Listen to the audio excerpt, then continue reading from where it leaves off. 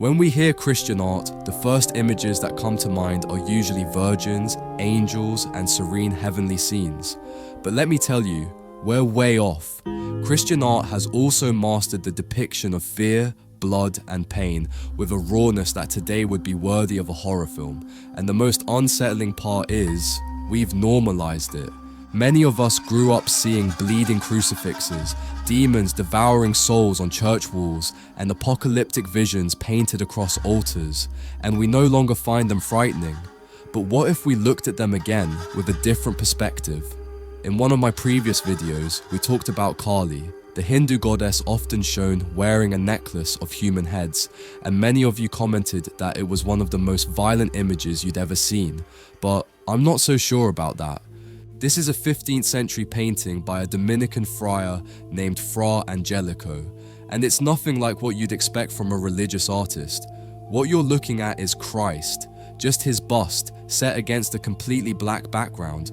No cross, no landscape, no Roman soldiers, just Jesus floating in the darkness. His head is slightly tilted forward, his eyes half closed, his mouth slightly open, but the most striking part is in his eyes. They are completely red. Blood streams down from his forehead, runs over his eyebrows, stains his nose, mouth, and neck, and it pours into his eyes. He can't see. He is blinded by the blood. This isn't the glorious Christ you see in stained glass windows. This is a man, bleeding, humiliated, lost in his gaze. The red eyes aren't an artistic exaggeration. According to the visions of Saint Bridget, a medieval Christian mystic, that's exactly how it happened. She wrote that during the Passion, Jesus had so much blood in his eyes that he couldn't see, and that's precisely what Fra Angelico painted. It's not a metaphor, it's literal. But now, let's move on to a different kind of image. If Fra Angelico's Christ seemed intense to you, get ready for what comes next. Because this isn't about one man suffering, it's about the final fate of all humanity. Christian art, especially during the Middle Ages and early Renaissance, became obsessed with one particular scene, the Last Judgment, the moment when souls are judged and sent, some to heaven, others to hell, and artists painted it all in excruciating detail. Hieronymus Bosch was one of the most unsettling artists in Christian history.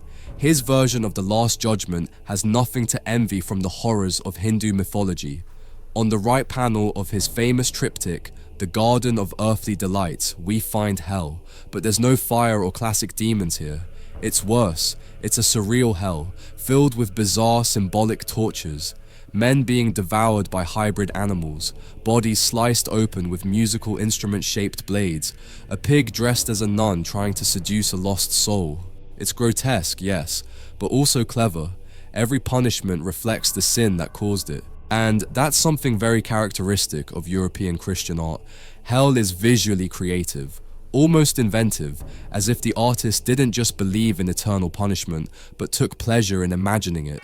After seeing images like these, one might wonder, how is it possible that this is inside a church? Or better yet, why doesn't it shock us anymore? And the answer isn't in the images, it's in us. Because when you see a painting like Kali for the first time, it's jarring. You're not used to it. It's a foreign, violent figure with an aesthetic that doesn't belong to your visual upbringing. Meanwhile, Christian depictions of hell are something you've seen your whole life. We grew up with them. In paintings, in prayer cards, in catechism books. Some people saw them every Sunday, painted on the church ceiling or hanging in the sacristy, and that makes the horrific slowly become familiar. Repetition makes what would otherwise be terrifying, tolerable. But that doesn't mean they were designed to go unnoticed. Quite the opposite. For centuries, Christian art had a very clear purpose, to teach and to warn. In a time when most people couldn't read, paintings served the same function that screens serve today. They were educational, emotional, and often punitive. They showed heaven, but they also showed punishment. And they did it with rawness to leave a lasting impression, so that when you left Mass, you knew there were consequences. The frescoes of hell, the crowns of thorns, the clawed demons, these weren't just decorative details, they were tools of control, visual liturgy in service of repentance. And even though we now see them as sacred art, part of a museum collection or a tourist postcard, our brains already categorize them as religious, not frightening. That's why we don't react the same way. On the other hand, when you see Kali holding a machete or Tibetan demons devouring souls, your mind has no filter for those. You don't have a personal history with those images, and that's why they feel more extreme.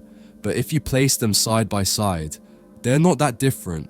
What changes is the cultural framework, and that's the point. Maybe Christian art isn't less brutal, it's just more familiar.